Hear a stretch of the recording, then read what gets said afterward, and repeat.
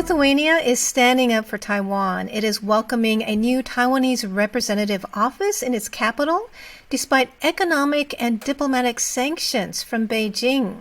Now, today I'm honored to be able to speak with Lithuanian Member of Parliament Dovilė Šakalienė. Thank you so much for speaking with me today. Thank you so much, dear Natalie. It's my pleasure and honor to speak to Taiwanese people. So, really, hello to everyone. Yes, we're all very grateful for the strong stance that Lithuania is taking for relations with Taiwan, especially as Beijing has been giving your country so much pressure. They've recalled their ambassador, they're halting exports from what we hear. Can you tell us how this pressure is affecting your country? So there are some economic effects, but they are not devastating, primarily because our economic ties are not very extensive. China is 7th largest importer with 1.2 billion euros and 22nd largest export partner with 300 million euros, while Chinese direct investment in Lithuania is less than 8 million euros. So we can suffer this because losses due to China's retaliation tactic would cost us probably up to 0.5% of our country's GDP growth. But it's not big drama. I mean, what we say is we can stand it, we can somehow manage it. But what we think is most important is that economic and trade relations with democracies are more viable and sustainable because they are less influenced by political decisions. Authoritarian regimes are really unstable and unpredictable. And we can clearly see that when we look at the Australian case, when we look at our situation.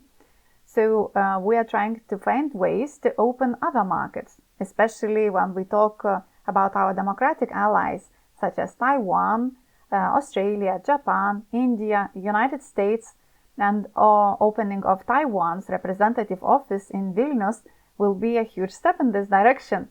Well, we really appreciate you standing up for Taiwan despite all this pressure and economic loss that you may be facing from China. Can you tell us why Lithuania has decided to stand up for Taiwan? So I believe that the easiest answer would be our historical experience, because if we remember the facts, it's easy to understand how badly we were affected by communist regime.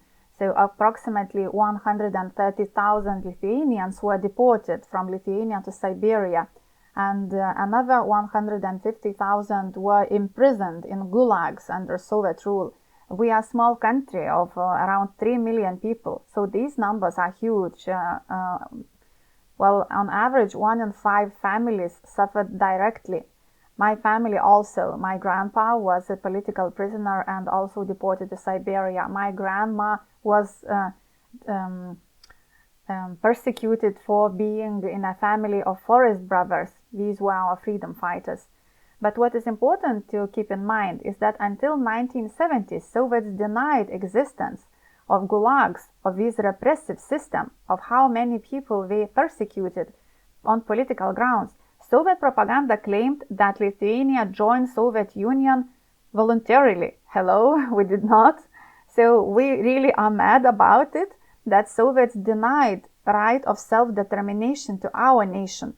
So that's why we really empathize with you, with Taiwan, because every nation has a right to self-determine what they want to be, with whom they want to be allies, or what unions they want to enter. So, just summarizing, I believe that our experience is very similar, and at the same time, we are countries which are now in the neighborhood of authoritarian regimes. It's always a tension, and we have to stand up together. That's right. And this week, I know that you, along with many EU representatives, put out a video calling for the world to stand up for Lithuania, to stand up for Taiwan, to resist intimidation and threats from a bully like China.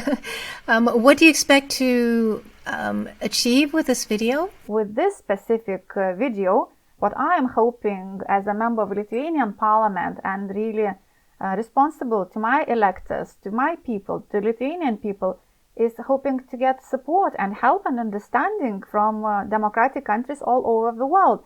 And I'd like to quote Reinhard Bütikofer, who is a member of European Parliament, and he said, "If Lithuania is punished by Beijing, its democratic allies across the world must be ready to assist." And another, I think, very sensitive moment was by Representative Shiori Yamao, who said, "Taiwan has a vital role to play in the international community, and all states have the right to establish relations with Taiwan as they see fit on their own."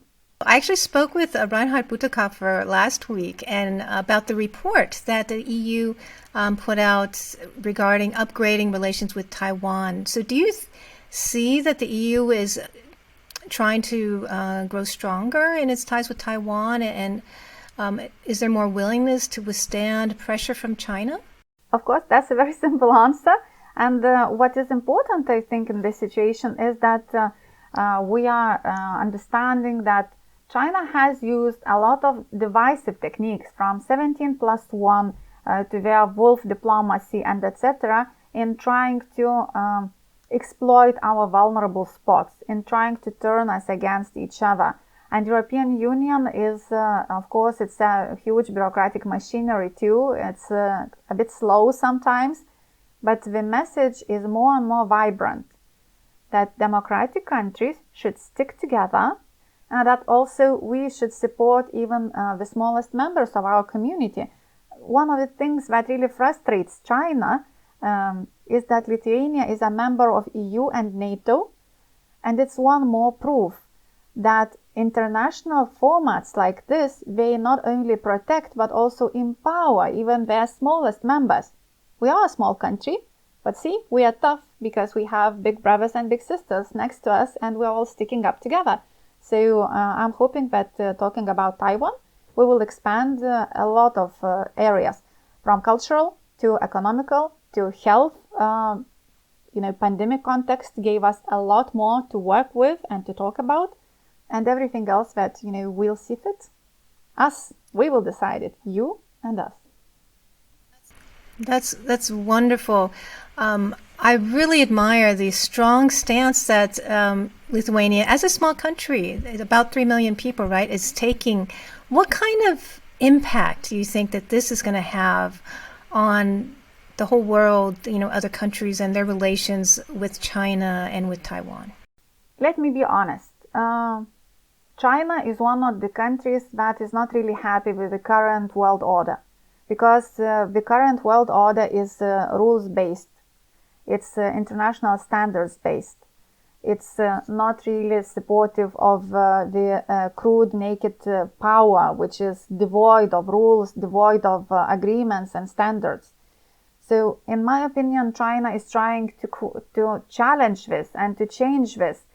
And our position of a really small country who has suffered horribly, it took us 5 decades to regain our independence, but we made it.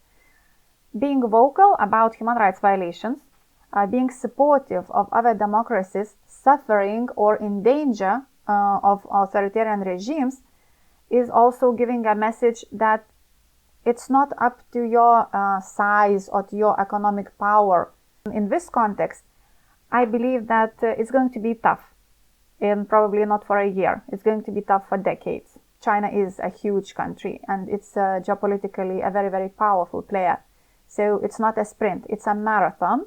Lithuania did one a very, very difficult marathon for half a century. We'll do another. Well, it's wonderful to see the strength and courage of the Lithuanians. You were the first country to declare independence from the Soviet Union before it even dissolved. Where do you think the courage of your people come from?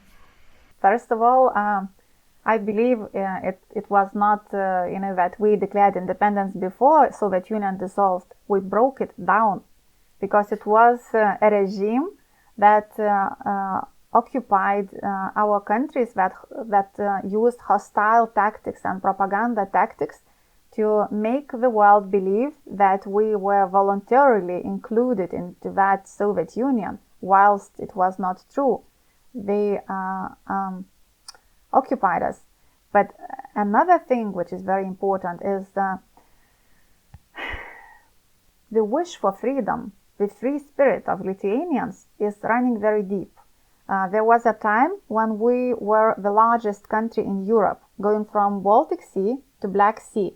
Actually, for centuries, Lithuania was one of the biggest countries in Europe or the biggest country in Europe. But we were always tolerant people. We never suppressed religion and language of the nations that were connected to us. There was always alliances. We have our state for so many years, for more than 1,000 years, and no one is going to break our free spirit. And if Soviet Union occupied us for half a century, we will survive. We took a huge risk in 1990 to break down the Soviet Union, and we succeeded. So when we see another nation fighting for a right of self-determination or just fundamental human rights, we feel kinship. We know what it feels like. And the freedom of spirit cannot be killed. The spirit of freedom cannot be killed. Is there anything you'd like to say to the people of Taiwan? Stay strong. It's going to get better. You have friends and allies, and we really, with all our heart, are with you. Thank you so much. We appreciate you speaking with us, and we appreciate the people and government of your country standing with Taiwan. I've been speaking with Lithuanian Member of Parliament Dovilė Šakalienė. It's been wonderful speaking with you.